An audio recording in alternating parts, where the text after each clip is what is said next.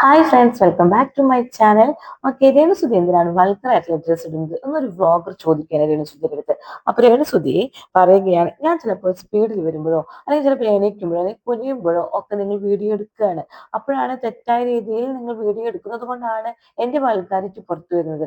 ഇപ്പൊ ഞാൻ വയർ കാണിക്കുന്നതോ പൊക്കിൾ കാണിക്കുന്നതോ അല്ലെങ്കിൽ കൈ കാണിക്കുന്നതോ അല്ലെങ്കിൽ കുനിഞ്ഞു നിൽക്കുമ്പോൾ മാറു പെട്ടെന്ന് കണ്ടുപോകുന്നതോ ഒക്കെ നിങ്ങൾ തെറ്റായ രീതിയിൽ തെറ്റായ ആംഗിളിൽ എടുത്തുകൊണ്ടാണ്, എന്നിട്ട് അത് പ്രൊജക്റ്റ് ചെയ്തുകൊണ്ടാണ് നിങ്ങൾ കാണിക്കുന്നത് ഫോട്ടോസും ഇതൊക്കെ. അതുകൊണ്ടാണ് എൻ്റെ വൾഗാരിറ്റി തോന്നിപ്പോകുന്നത്. എന്നെ വൾഗാരിറ്റി തോന്നിപ്പോകുന്നത്, അല്ലാതെ ഞാൻ അങ്ങനത്തെ ഡ്രസ്സ് ഇടുന്ന ആളെ അല്ല എന്ന് രേണുസുതി പറഞ്ഞു നിർത്തുന്നുണ്ട്. അതുപോലെ കുറച്ച് കാര്യങ്ങൾ കൂടി രേണുസുതി വിവാദമാക്കാൻ വേണ്ടി ഇട്ട് തരുന്നുണ്ട് കേട്ടോ. നമുക്ക് എന്താണെന്ന് നോക്കാം. അതിനു മുന്നേ എൻ്റെ ചാനൽ ഒന്ന് സബ്സ്ക്രൈബ് ചെയ്യുക, ഷെയർ ചെയ്യുക, ലൈക്ക് ചെയ്യുക, ബെൽബട്ടനും കൂടി അമർത്തിക്കോളൂ കേട്ടോ. അത് നിങ്ങളുടെ കുറ്റം കൊണ്ടല്ല എന്ന് രേണുസുതി പറയുന്നുണ്ട് കേട്ടോ.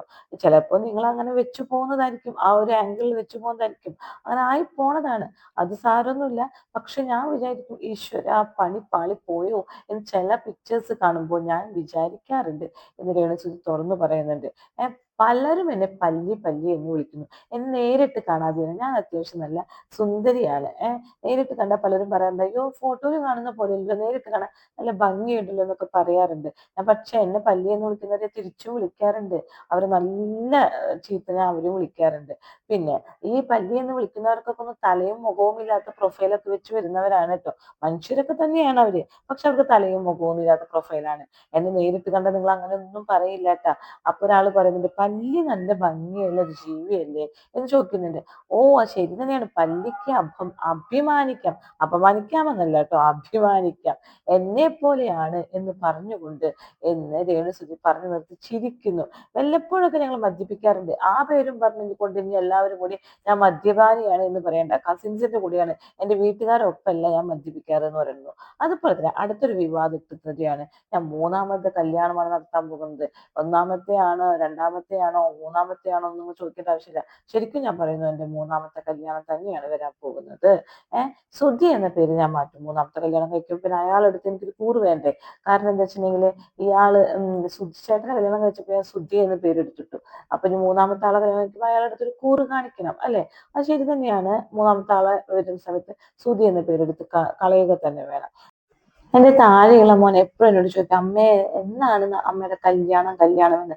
ആൾക്കാർ പറഞ്ഞു കൊടുത്തിട്ടാണ് ഇതിങ്ങനെ പറയുന്നതൊക്കെ കേൾക്കല്ലേ, ഇത് യൂട്യൂബിലും എല്ലായിടത്തും കേട്ടുകൊണ്ടിരിക്കല്ലേ. പക്ഷെ കിച്ചു എന്നോട് അങ്ങനെ ചോദിക്കാറില്ല കേട്ടോ. കിച്ചുവിനോട് ഞാൻ എല്ലാ കാര്യവും പറയാറുണ്ട്, സംസാരിക്കാറുണ്ട്. അതുകൊണ്ട് തന്നെ അവൻ എൻ്റെ അടുത്ത് ഇന്ന് വരെ ഒരു കാര്യവും ചോദിച്ചിട്ടില്ല. കാരണം അവ അറിയാത്തൊരു കാര്യവും എൻ്റെ ലൈഫിലില്ല, അതുകൊണ്ടൊക്കെ തന്നെയാണ്. പിന്നെ വേറൊരു കാര്യം ഉന്നയിക്കുന്നുണ്ട്, ബിഗ് ബോസിൽ പോയിട്ട് പൈസ മുഴുവൻ കിട്ടിയിട്ടില്ല എന്നുള്ളത്. അത് ശരിക്കും ഉന്നയിക്കേണ്ട ഒരു കാര്യം തന്നെയാണ്. ഇവരെ ബിഗ് ബോസ് ഇത്രയും ദിവസം പിടിച്ചിട്ട് കഷ്ടപ്പെടുത്തി കഴിഞ്ഞാൽ അവരുടെ ആ പേയ്മെന്റ് പിന്നത്തെ മന്തെങ്കിലും കൊടുക്കണം. ഇതിപ്പോ എത്ര മന്ത്സ് ആയി കഴിഞ്ഞിട്ട് ഇതുവരെ അവരുടെ പേയ്മെന്റ് പോലും കൊടുത്തിട്ടില്ല. പിന്നെയും പറയുന്നത് കേട്ടിരുന്നു, ബിഗ് ബോസിൽ അവരുടെ പേയ്മെന്റ് കിട്ടിയിട്ടില്ല എന്ന്. അങ്ങനെ ചെയ്യാൻ ഒരിക്കലും പാടില്ല. അവരെ വെച്ച് മുതലെടുപ്പ് നടത്തി കഴിഞ്ഞ് അവരെ വെച്ച് ഭയങ്കരമായിട്ട് അവരെ ഹൈപ്പ് ഉണ്ടാക്കി കഴിഞ്ഞിട്ട് പിന്നെ അവർക്ക് പൈസ കൊടുക്കാതിരിക്കാൻ പാടില്ല. ശരിക്കും പൈസ കൊടുക്കും, പക്ഷെ ഇത്രയും നീട്ടുന്നത് എന്തിനാ? അവരെ ആവശ്യങ്ങൾക്കല്ലേ അവര് ബിഗ് ബോസിലൊക്കെ വരുന്നത്. ഇത്രയും എല്ലാവരും ചീറ്റിംഗ് കേട്ട് തെറിയും കേട്ട് നിൽക്കുന്നത്. അപ്പൊ അവരുടെ പൈസ നെക്സ്റ്റ് മന്ത് തന്നെ, അതായത് ജോലി എടുത്തതിനുള്ള കൂലി അപ്പൊ തന്നെ കൊടുക്കണം. എത്രയാണെങ്കിൽ അത് അത്ര കൊടുക്കണം. അപ്പൊ ചോദിക്കുന്നുണ്ട്, എത്രയാണ് ശരിക്കും കൂലി എന്ന് ചോദിക്കുന്നത്. വീക്കിലി ആണ് എനിക്ക് പേയ്മെന്റ് കിട്ടുന്നത്, ലക്ഷക്കണക്കിന് ഉണ്ടോ ചോദിക്കുമ്പോൾ ആളൊരു ചിരി മാത്രമേ കൊടുക്കുന്നുള്ളൂ കേട്ടാ.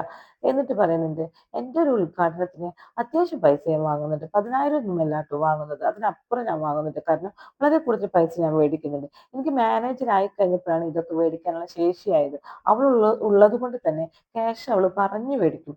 എല്ലാ ഡേറ്റും ക്യാഷും ഓർണമെന്റ്സും ഡ്രസ്സും അതുപോലെ വെഹിക്കിൾസും എല്ലാം തീരുമാനിക്കുന്നതും ഒക്കെ അവൾ തന്നെയാണ്. ചിലപ്പോൾ സ്ക്രിപ്റ്റ് കേൾക്കുന്നത് പോലും പകുതി അവളാണ്. അവൾക്ക് സമയമുണ്ടെങ്കിൽ അവൾക്ക് സ്ക്രിപ്റ്റ് കേൾക്കാൻ വേണ്ടി നിൽക്കും.